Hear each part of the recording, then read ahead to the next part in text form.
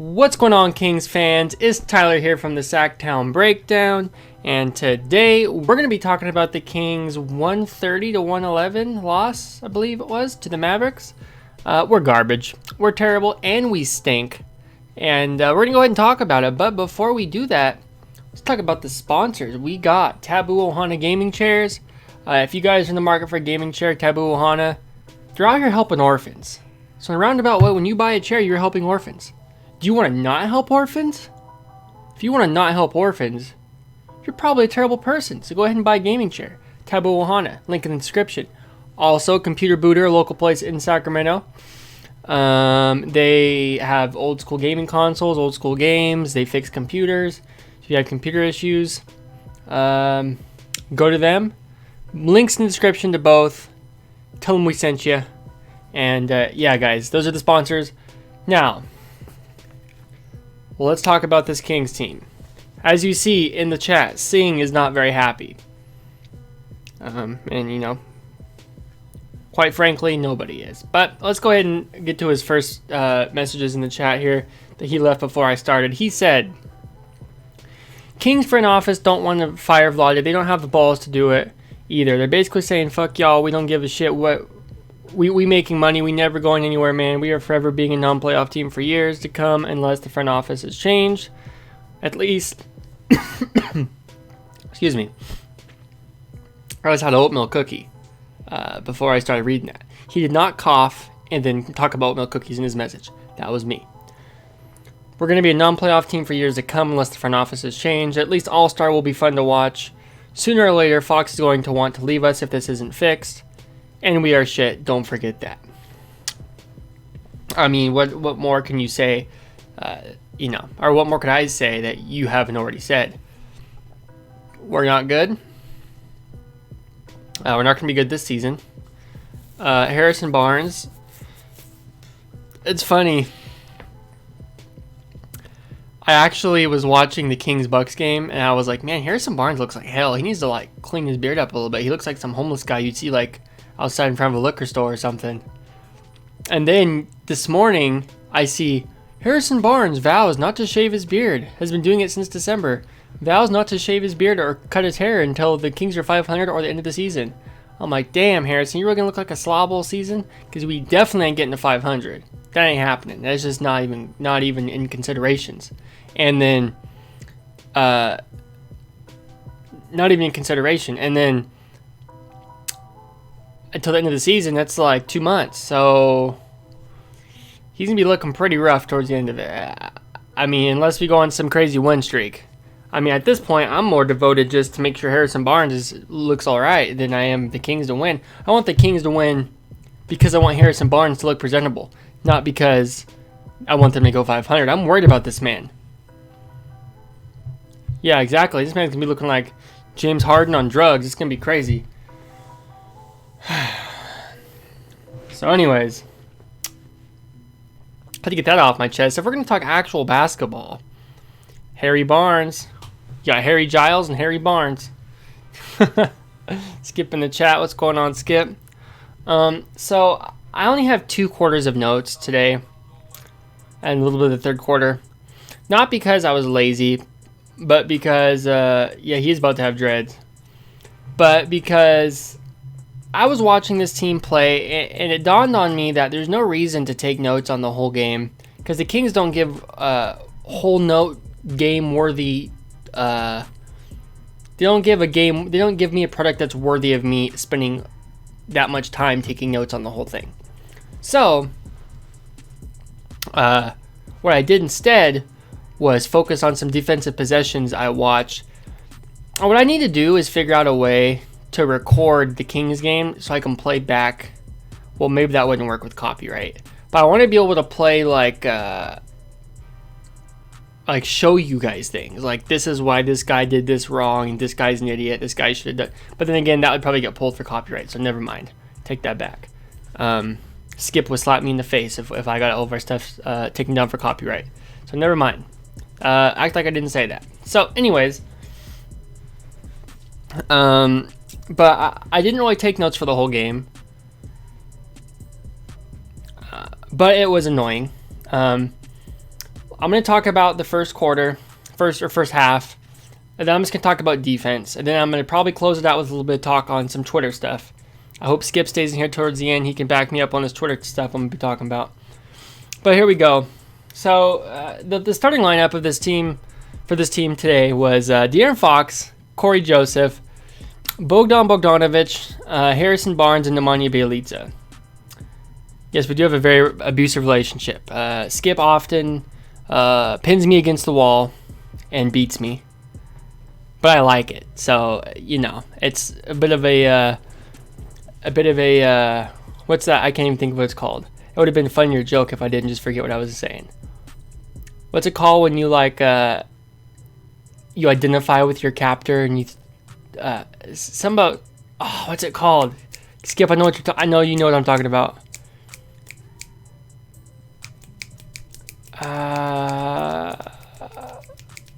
Oh my god, what is it? That really pisses me off.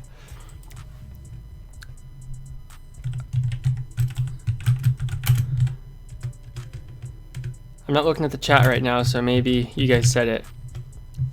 Stockholm syndrome. That's what it is. I was gonna say something with Sweden, but I was like, that's not it. Stockholm is in Sweden though, so it's kind of right. But Jeff the Lefty in the comments says Luka would look back to Walton with a smile on his face after he did something well. The opposing TV announcers pointed it out. Ooh, I didn't even think about that. That's crazy.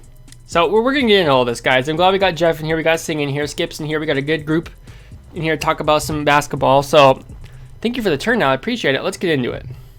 Some kind of relationship the Kings fans have with our franchise. Yep, Stockholm syndrome. So let's talk about the first quarter. Like I said, we started Corey Joseph at shooting guard. I mean, I understand putting him on Luka because he's probably, he may be one of the best defenders we have, but the size don't really match up. For me personally, I think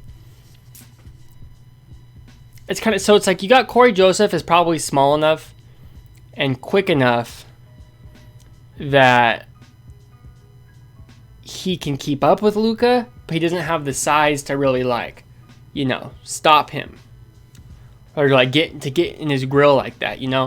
Harrison Barnes on the other hand, he has the size, and Luka Doncic ain't really quick, so Harrison Barnes can keep up with him at the same time. I just would have put Harrison Barnes on Luka personally, but that's just me. Yeah, I don't know. That's what I would have done, but whatever. I wouldn't have started Corey Joseph. I probably would have started. I really just went with the same lineup we've been doing. Start Harry Giles because Harry Giles is a beast. But let's talk about the game now. Corey Joseph on Luka. Harrison Barnes was guarding Porzingis. Harrison Barnes scored the first points for the Kings. The Kings were missing easy shots. Dorian Finney-Smith made a three. Bjelica had his second foul in a couple minutes. Daquan Jeffries came in. Luke Walton brought in Daquan Jeffries. I don't know why. I mean, he played decent. He didn't play bad, but it was just kind of not expected. They're saying he had a really good practice a couple days ago, an amazing practice. So I guess that's why. I don't know. De'Aaron Fox draws a foul, which was nice. Daquan Jeffries makes a three. And then he makes a three, I want to say it was from the wing. And then he shot another one from the corner and airballed it. I was like, ooh.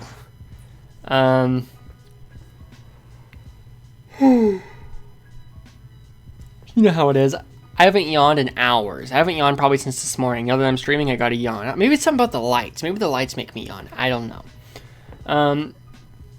Fox starts the game 1 of 5. He couldn't finish.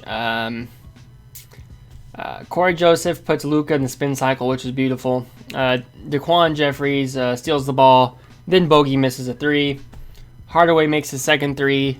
Giles and Buddy then come in at this point. Luka Doncic travels. Buddy hits a three. Giles was already taken out at this point, I believe. They took Giles out fairly quickly. Put Bjelica back in. And then Bjelica got his third foul, and then put Giles back in. Buddy then missed a three. Luka turned the ball over. Giles had some nice couple plays of rim protection where he was really affecting the shot around the rim, which was nice. It was good to see. You like seeing that. You know, because Harry Giles is supposed to be some offensive guy. Nobody really knew if his defense was going to be that great.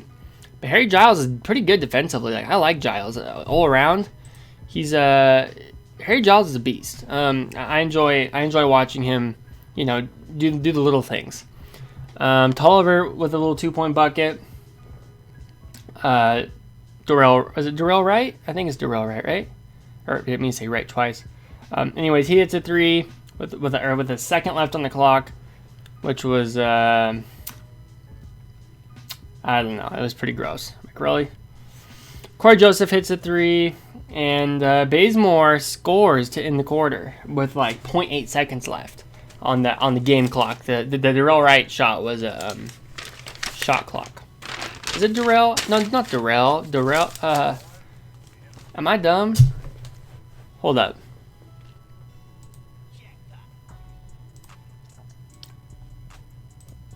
Let's go. Let's check.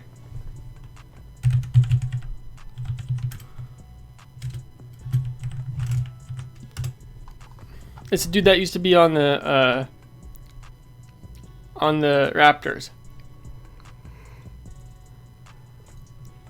DeLon Wright. That's what it was. DeLon Wright. Okay. DeLon, not Daryl. We're good. All right. Bring it back now. So anyways, DeLon Wright, he hit a shot with like 0.8 seconds left. I was like, oh, wait, no. Hold up. Wrong page.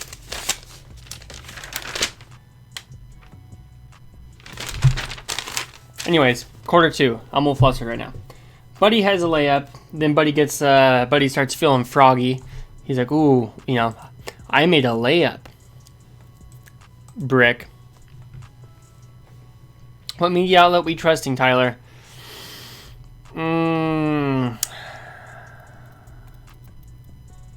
See, I lean towards...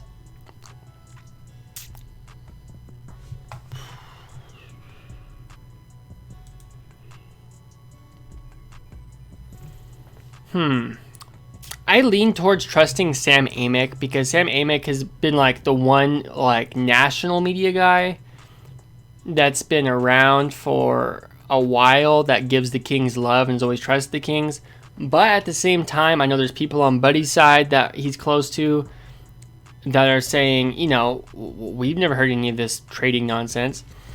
So I honestly don't know. I think... Let me finish this quarter. I have a quarter of notes left, and then we'll get more into it. Buddy with a layup, but I will complete answering that question. Trust me, you highlighted it. I got to. So Buddy has a layup. Buddy bricks a 3 after the layup. Bazemore hits a 3. Buddy brick, but it did. It's a more not brick. It went in and out. Buddy shoots another 3.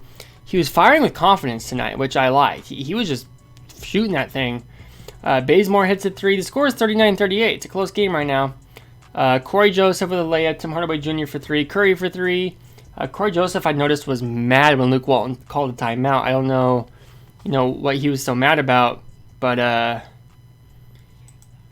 don't know. He was mad about something. I don't know if he was mad that they got scored on or mad that he didn't want Luke Walton to call a timeout. Barnes with the layup.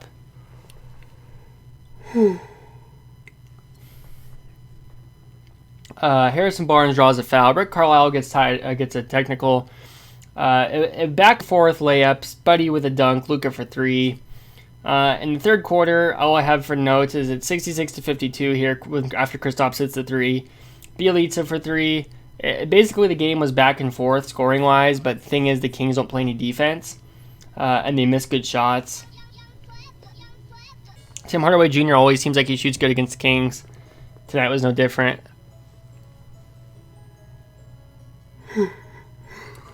And really, it's just like, the thing with the Kings is that when we're down, we don't play good defense. So, like, no matter how much we score, if we're not getting the stops, it's irrelevant. Because if the other team's ahead by 15 points, And every time you score 15, they're scoring 15 with you. They're always going to be ahead by 15. You know, you have to stop them from scoring in order to pass them. You can't just you can't be doing this the whole time. If the team's here and you're trying to pass them, you have to stop them so that you can get ahead. It's very simple. It's not anything, you know, complicated. But this team just doesn't play defense. So it's like, I don't know, what are we supposed to do? I don't know. I don't get it. I mean,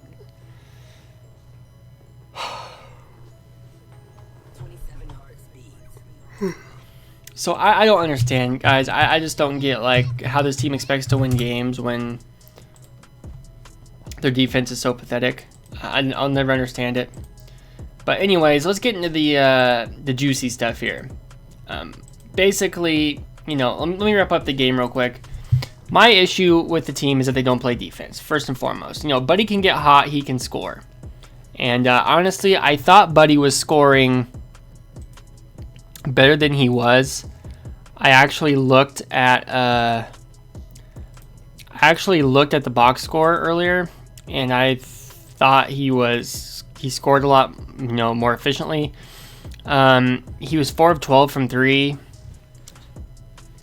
8 of 21 with 22 points. It felt like he was scoring better than that, but he wasn't.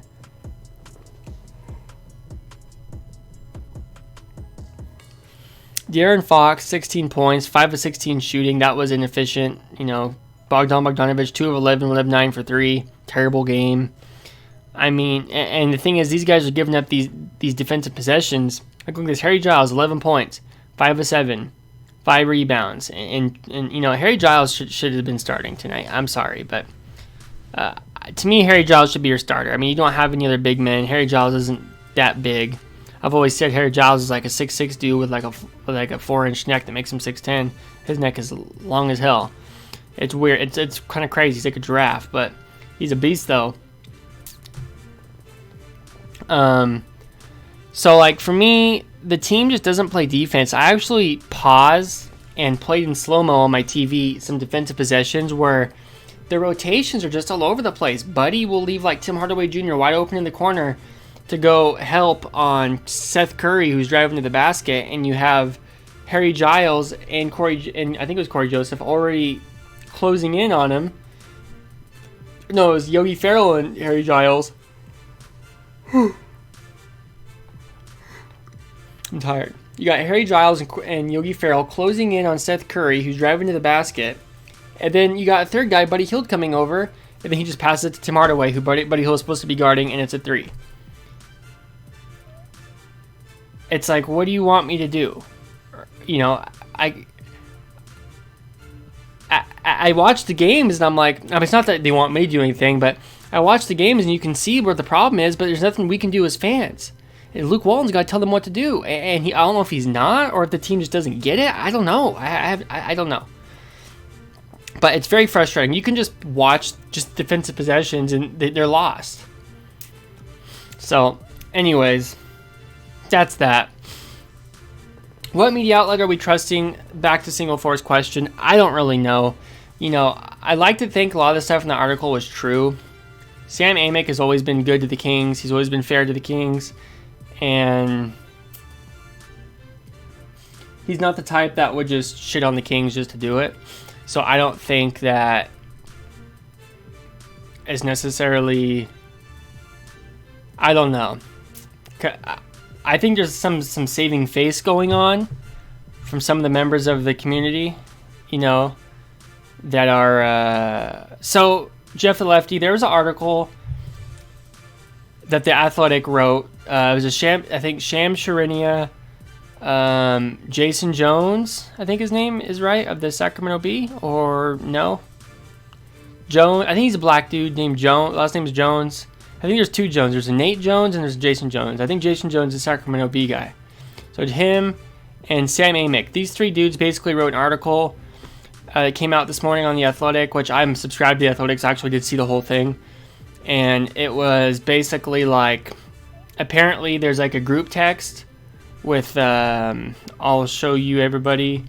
There's this one girl that a lot of people don't know about.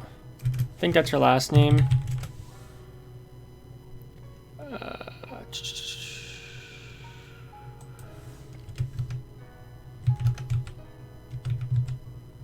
Sacramento Kings.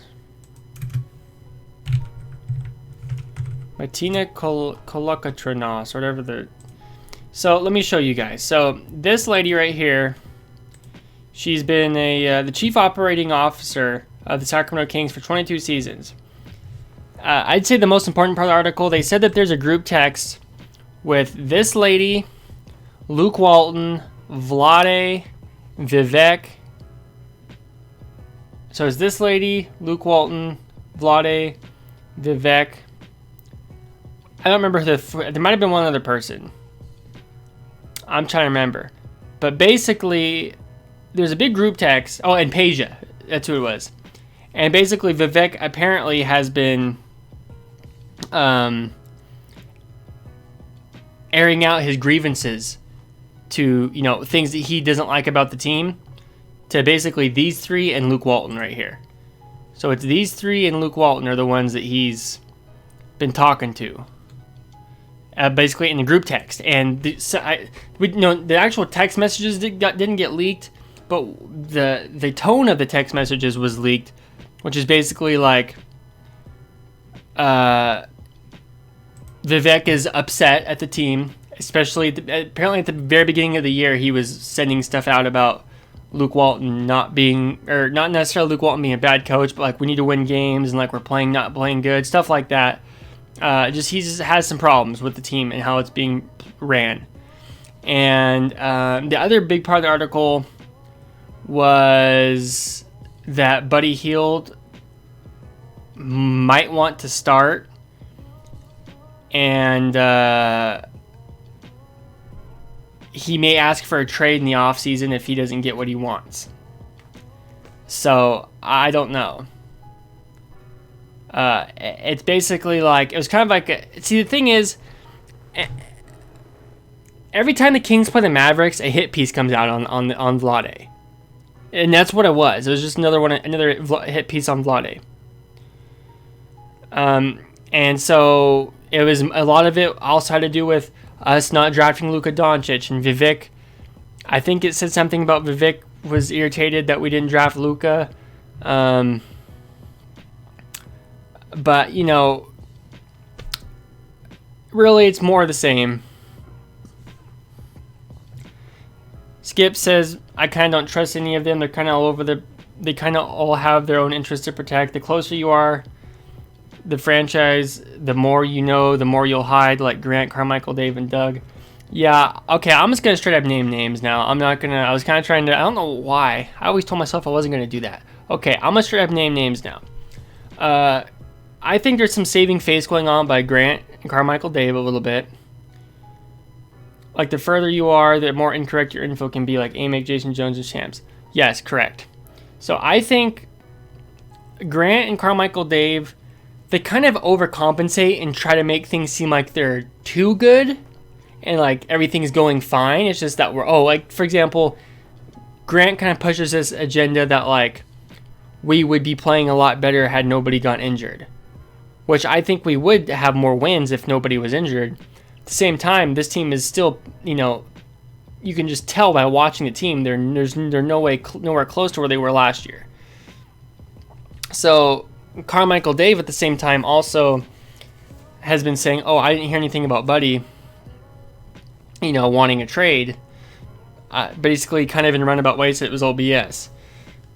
Now, on the other side, like how Skip points out, you got guys like Amick, Jason Jones, and Shams who are not, who are far from the team.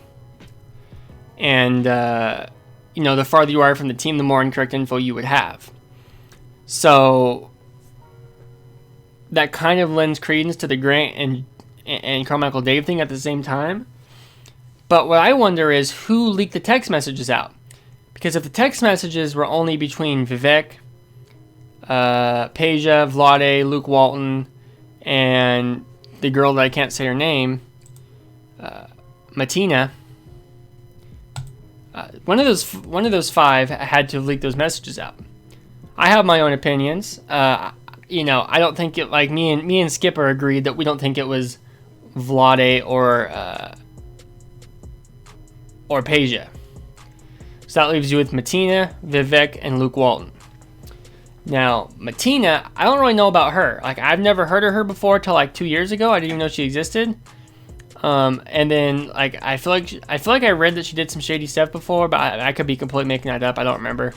I'm not gonna even touch that. But Luke Walton, maybe, I don't know. I don't know why he would really. I think it was. I don't know. I don't want to speculate on who I think leaked the text messages because we have a lot more other interesting stuff to talk about than that.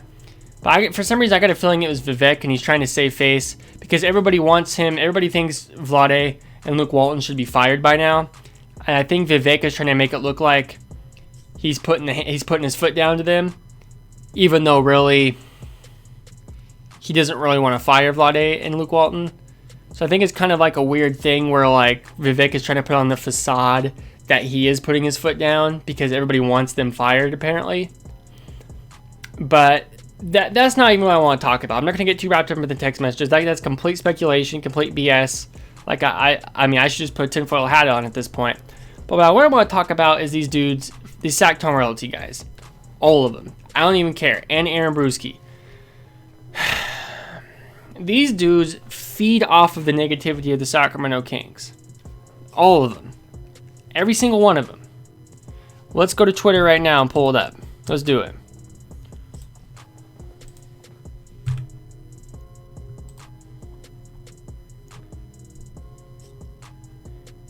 Where's it at? Let's go. Let's not watch a knife fight on Twitter. How about we don't do that? How about we switch to Sactom Breakdown? So you got these dudes on here. Let's just go to actually, let's go to Mr. Tony Expertus. Is that how you say his name? I don't know. So like, for example, right away, you go to this dude's Twitter account. The first thing he has on his Twitter account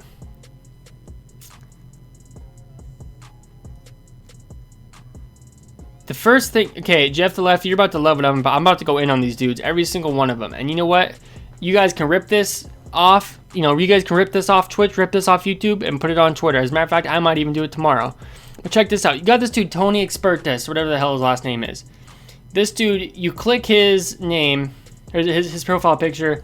He's got Vivek, Luka, and Vlade as his profile picture. And why, do you ask? Because he feeds off the negativity of the Kings fans. He wants to stir the pot. He doesn't care at this point if the Kings win or lose. As a matter of fact, he's from Boston. I don't know if that's where he's from, but that's where he lives. He lives in Boston. Now, let me ask you something. If you live in Boston, Massachusetts, and you're covering the Sacramento Kings,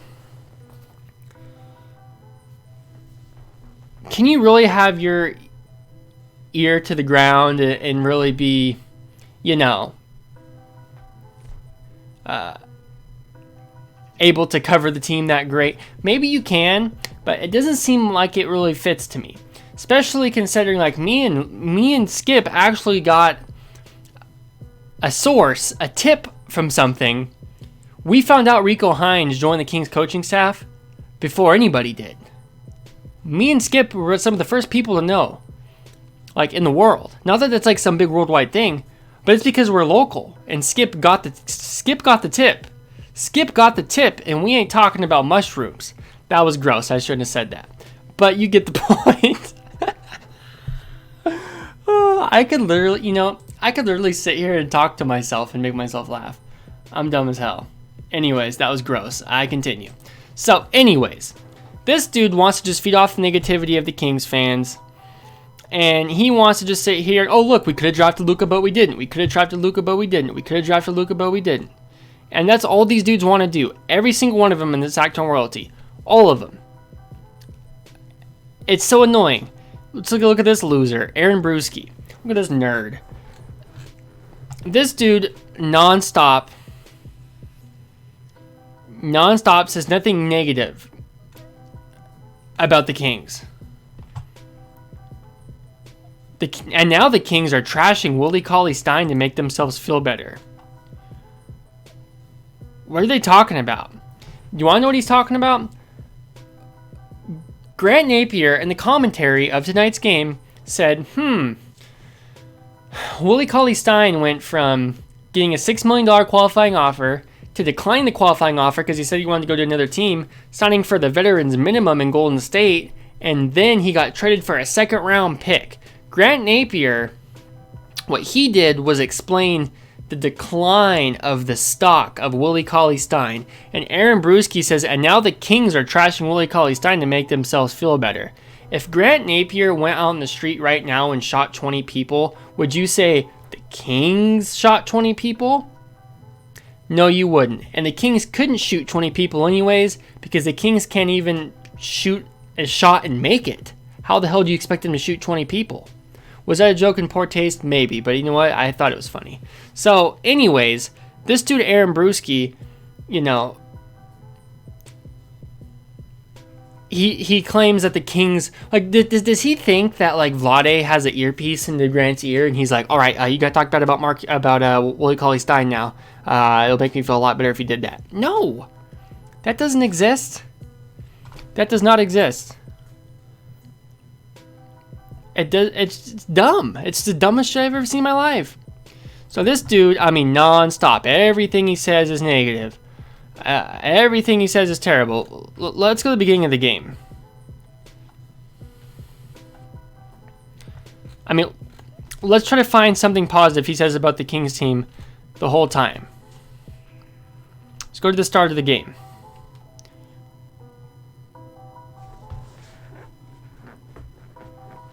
So I'm looking here. Bielitsa gives up first two defensive plays with Joseph handling Doncic on easy pass on the second one. Bielitsa has been beat on 4 possessions. Luke easily scores on Joseph. It'll be shock when the Kings, that bad narrative doesn't pan out. It'll be shock when the bad Kings narrative. Okay, hold on. Luka easily scores on Joseph. It'll be a shock when that bad Kings narrative doesn't pan out. What does that even mean? I don't know. Maybe I'm reading that wrong, but I don't get that. Joseph overplay, Doncic bucket. Joseph has no chance. If you were going to move somebody into the starting lineup, Kent Bazemore would be an obvious move you could make rather than Joseph. I actually do agree with that.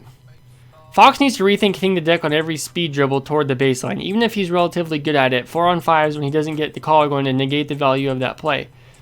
I partly agree with that. I mean, what are you going to do? Fox needs to draw fouls, and they just don't give him fouls. So, I mean, he probably doesn't know what to do at this point. He's probably lost because it's like he can't get a foul to save his life. You might also be frustrated if you were singled out for defense. So, Corey Joseph, he goes over. I mean, I don't know. Something negative again. The point being is, you know, if Aaron Bruski points out something negative, and it is really a negative thing, I'm not going to hold it against him if it's something that bad. But if you're poking and prodding and trying hard to find the negative things, and then you don't talk about anything positive that the Kings do, very Kings move to try Yogi Ferrell down 20 in the fourth. I mean, this dude's just Kings depression right here. So, anyways, let's move on to another idiot. Oh, and by the way, Aaron Bruski, he's from Arizona, or he lives in Arizona. I mean, it says California right here, but I'm pretty sure he's in Arizona last time I checked. I don't think he lives in California anymore. I don't know. Maybe I'm wrong on that one. Let's go to another one, though. Now, I didn't see this guy talking much today, but he also lives in Arizona. Sacktown Baby Giraffe. Vlade Divac has continued to make fireable decision after fireable decision and just received a shiny new 4-year deal. No one's going anywhere until at least summer, and I don't think it happens. I don't think Vlade Divac has made many fireable decisions. I like the trades he made this last offseason, or this last trade deadline. I mean, do I think Vlade had done some dumb things? Yeah, but I think he's done some good things too, and these guys don't want to give him credit for any of that. What else do we have here? Anything from Mr. Sacktown Baby Giraffe?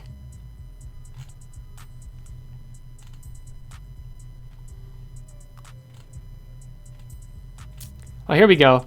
Try to fill in the blank. If Luka Doncic continues his per game averages in 19 games, he will have, what's the answer? Tripled Marvin Bagley's career points. Wow. Look at that. The guy that's been injured all season doesn't score as many points as a guy that's probably top 5 in the MVP voting. Wow. Can you believe that? That is just shocking to me. It's just, these dudes on Twitter are ridiculous. And here's the point. Here's the point. This is why I'm going on about this. It looks like Jeff Lefty's a little perturbed that I'm going on about this, but here's my point. These guys may have started covering the Kings. These guys may have, watched the Kings and wanted the Kings to win. But these guys no longer want the Kings to win. I don't want you guys to forget what I'm telling you right now. Because I had this realization today. Me and Skip were texting like all day. And I had this realization today, and I'm pretty sure Skip thinks I'm a genius now. Because I had this realization. Yes, Skip, 100%. I told Skip today, I said, these guys don't care if the Kings win. Especially now more than ever. Because Sacktown royalty is getting taken from all of them. They're all, come March, the rug got pulled out from under him. And I do feel bad for him that happened. But the rug got pulled out from all of them. And they're like rats jumping a ship that's going down. Rats jumping a sinking ship. And this drama, Buddy Hield wanting to go. Buddy Hield wanting to go. Bogdan possibly getting traded for Kuzma. Vlade's crazy. Vivek needs to fire everybody. This drama is how they get their clicks. This drama is how they, they thrive on the drama. For them, Kings basketball is no longer watching a bunch of guys try to put a ball in the hoop. Kings basketball is this drama that we just looked at on Twitter. I didn't even get into the Carmichael Dave stuff and all those other tweets. Basically, you had the Sacktown royalty guys posting all these GIFs and making fun of KHTK guys because, all the Sacktown royalty guys are completely anti-Kings. And then the KHTK guys are defending the Kings. But, the Sacktown royalty guys, they thrive off the drama for clicks, for their content, so they can stay relevant. Because they're getting taken away from Sacktown royalty, and they're all going to try to jump ship to other platforms to try to probably cover the Kings. And they need the clicks to stay relevant so they can go somewhere else and people will still read their articles. That's what they're doing this for. They don't care about the basketball. They don't. I literally paused the game today, played it on slow motion. I watched the same play like 12 times, looking at the defensive rotations, trying to figure out why guys went in certain spots and why the three-point shooter was left open in the corner on the Mavericks, Tim Hardaway Jr. Because I care about the basketball. I watch the basketball.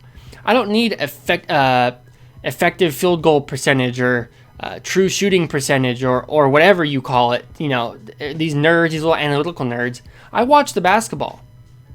I talk about what I see.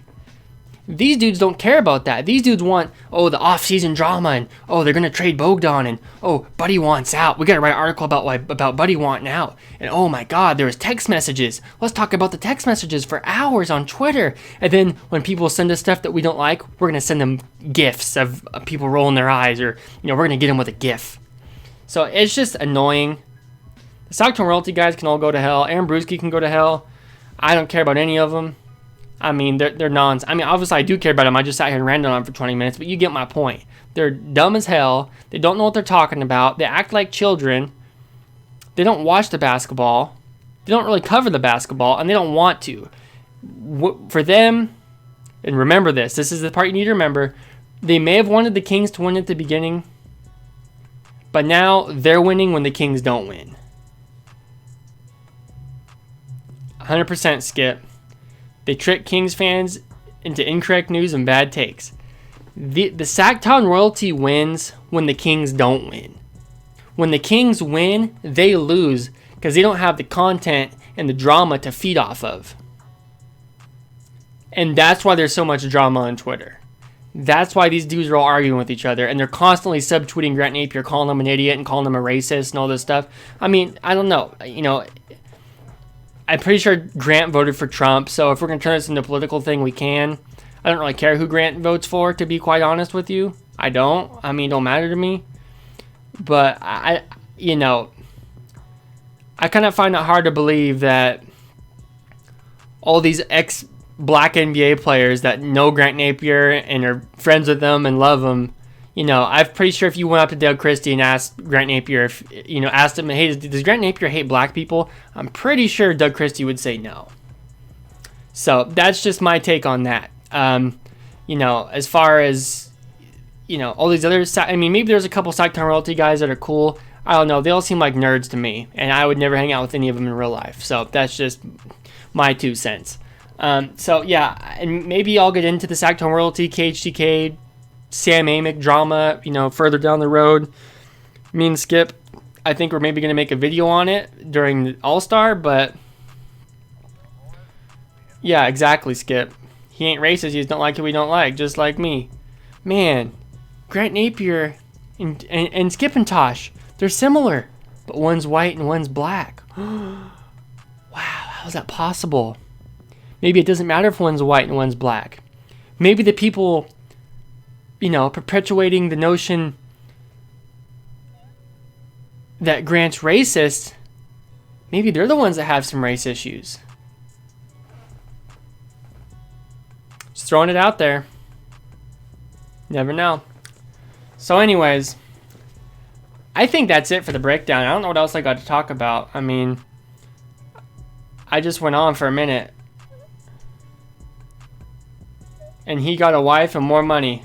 That's true. That's true. He does have a wife and more money. A lot more money. But anyway, guys, I think that's it for the breakdown. If you guys want to go ahead and send that to all those Sacktown royalty losers, be my guest. I would love for you to do so. And we get a raid from Video Game Bang with a party of 5. Thank you, Video Game Bang. I appreciate it. Where's my...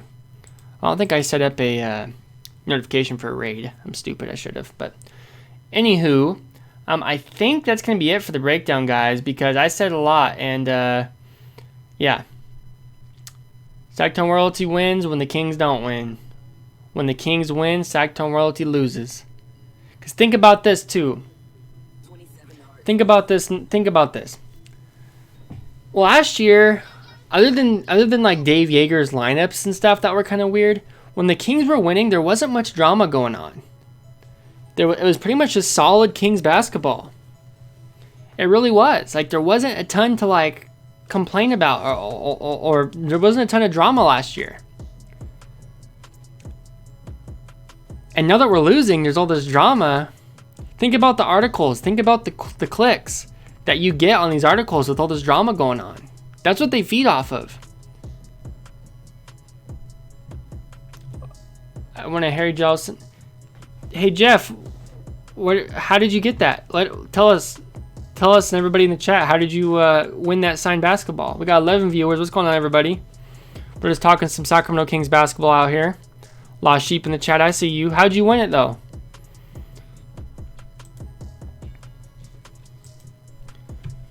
Is it like a raffle or something, or what? The people are dying to know.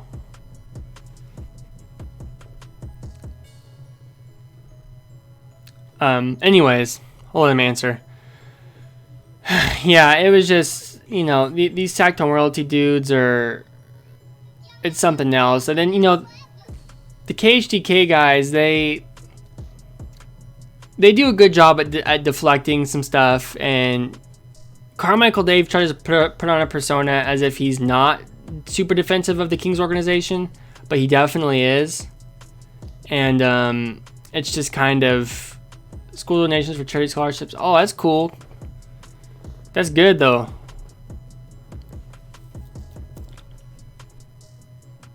Nice. So yeah, I mean, these dudes, you know, try to act like they're not really defensive of the organization, but they are. On the other side, Sacramento Royalty pretty much shits on anything the Kings do. And then I don't even know. The thing is about it too. There's no middle ground between like the Sacramento Royalty crew and the KHGK crew, because I guess maybe the Cowbell Kingdom crew, but it's also cliquish. Everybody's so cliquish. Nobody wants to work together. Nobody wants to talk. I mean, we worked with Cowbell Kingdom, but other than that, like, there's no way you could get all these dudes. Like me and Skip had the idea that we would do an all Kings podcast. Like, get somebody from, you know, one person from each podcast. Cowbell Kingdom, Sacramento Royalty,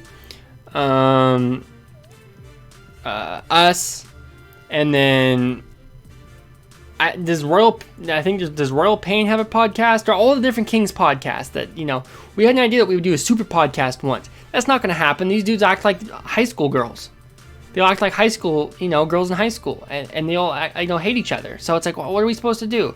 We come in here, we try to work with people, and, you know, and they're not going to want to work with each other other than Leo Bias worked with us, and that's fine. I mean, I don't have any beef with Leo Bias. I'm just saying he's the only one that worked with us. Not that we didn't ask, like, you know, Sacramento Royalty guys, but it's something that we thought maybe we could do, but I don't think it's ever going to happen. So, anyways, that's just kind of the situation with the Kings right now. It's just kind of like, it's so irritating. These dudes just... It's like so much drama. You can't go on Twitter and just like... You used to be able to just go on Kings Twitter and talk about Kings games. Because then if it's not all these dudes from these different websites that are stirring up drama, you got Kings fans that are just like over it. Trade everybody. Fire everybody. This organization sucks. I'm sick of losing. There's like no positivity. So anyways, that's it. I'm done. Thank you guys so much for tuning in. Don't forget to check out our sponsors in the description of our YouTube channel. Taboo Ohana Gaming Chairs and Computer Booter. Computer fixes and or old school gaming consoles. And that'll be it, guys. Skip and Tosh in the chat. Lost Sheep in the chat. Jeff the Lefty in the chat. Single 4 was in the chat earlier. Thank you guys so much for coming in here and hanging out with us and talking Kings basketball and everything else. I appreciate it. And I'll talk to you guys in the next one. Got an 8-day break. So we'll see what happens. Maybe everybody will be, I don't know, maybe everybody in the front office will take happy pills and sing Kumbaya and they'll love each other. I don't know. We'll see what happens. See you guys. Oh boy.